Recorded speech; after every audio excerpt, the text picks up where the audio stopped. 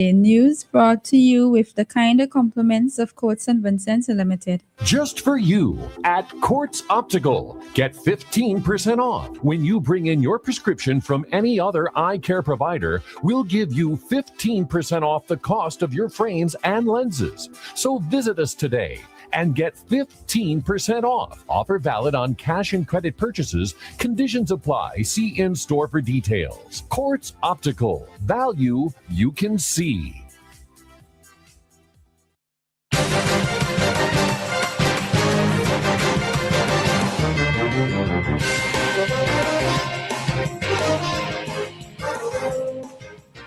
Welcome back to EFM's Midday News, brought to you with the kind compliments of Courts and Vincent Limited.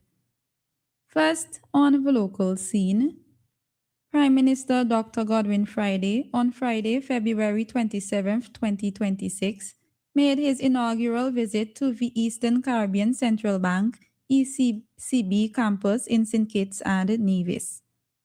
He was warmly welcomed by Governor Timothy Antwine. Prime Minister Friday's inaugural visit to the ECCB follows his participation in the 50th regular meeting of the Conference of CARICOM Heads of Government meeting held in Basseterre, St. Kitts. During the visit, Prime Minister Friday also met with representatives from the St. Vincent and the Grenadines diaspora living in St. Kitts and Nevis. Former president of the SVG Medical Association, SVGMA, and physician Dr. Rosalind Ambrose said the organization remains committed to promoting quality medical care, advancing sound medical practice, strengthening professional development among its members, and fostering meaningful partnerships both locally and internationally. Speaking at the Medical Association's fundraising gala on February 28th, Dr. Ambrose stressed that the association continues to play a vital role in national development through its initiatives.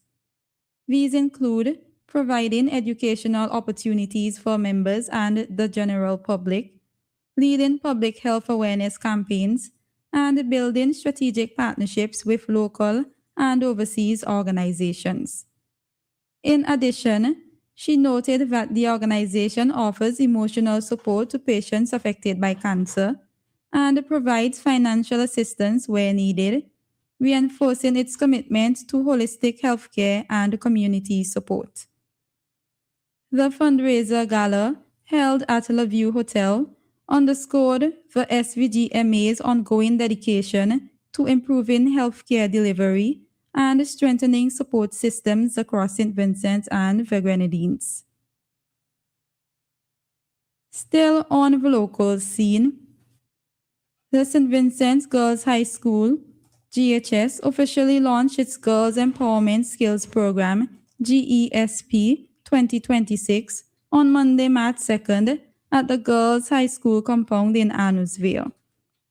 The program will engage Form 2 students in a week-long student-centered initiative aimed at strengthening confidence, decision-making skills, and self-awareness, while encouraging participants to dream boldly and recognize the wide range of opportunities available to them.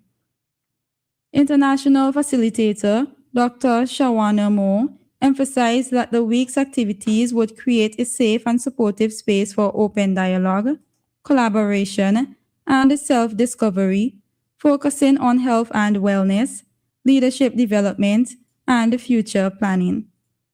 Dr. Moore challenged students to embrace their leadership potential, reminding them that they are not too young to lead and already possess the power to make meaningful change.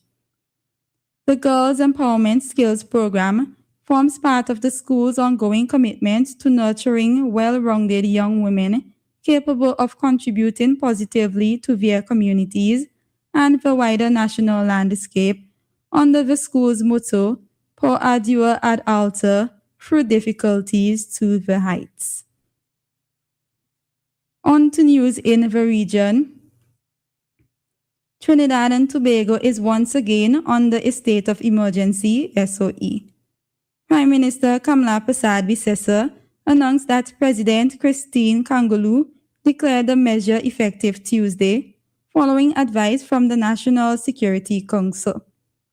According to the Prime Minister, security briefings presented to the Council on Monday revealed a troubling increase in violent crime across the country, much of which is linked to organized criminal gangs. Officials reported multiple deaths from mass shootings, and warned of escalating reprisal attacks that threaten public safety. The council was also told of credible intelligence indicating planned attacks on police officers, prison officers, and members of the legal services. The government says the emergency measure aligns with its zero-tolerance approach to crime and is necessary to curb escalating violence and protect public safety. The decision comes just weeks after the previous SOE ended on January 31st.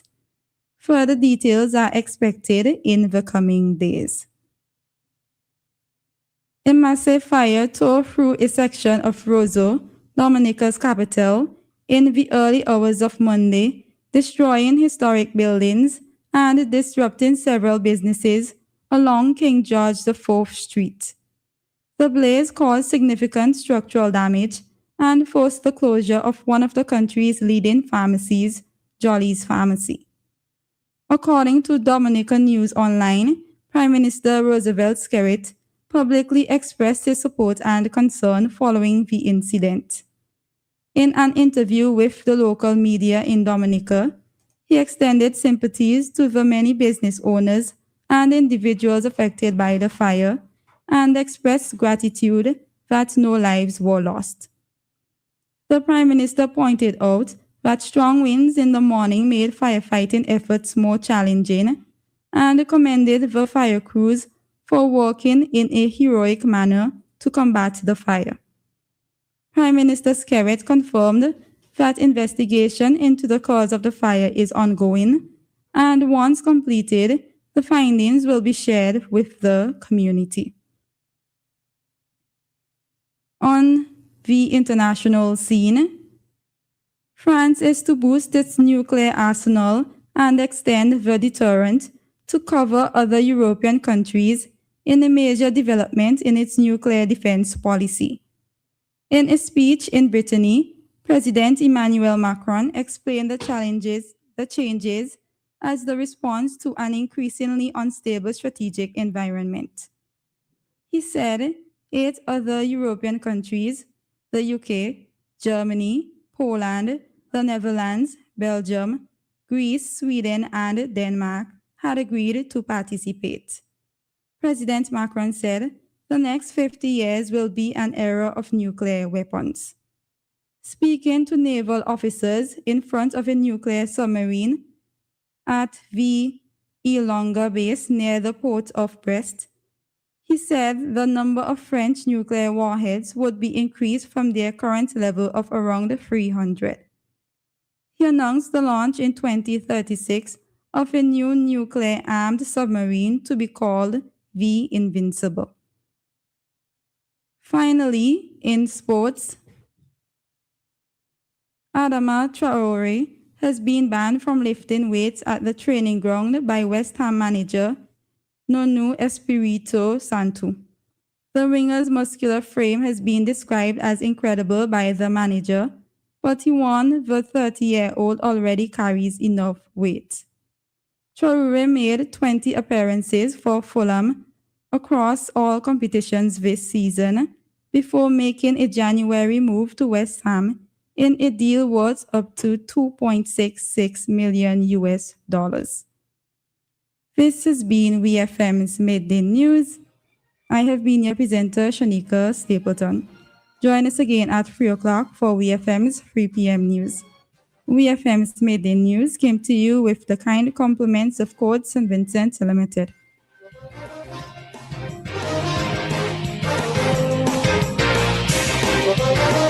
Hassle-free loans for your every need. Courts have you covered, best believe. Courts Ready Cash is for everyone. Not to worry, fast approval. Hurry up and come. We got it all. We on the go. Courts Ready Cash, you already know. We got it all. We on the go. Courts Ready Cash, always ready when you're ready. Let's go. Courts Ready Cash. Ready when you are.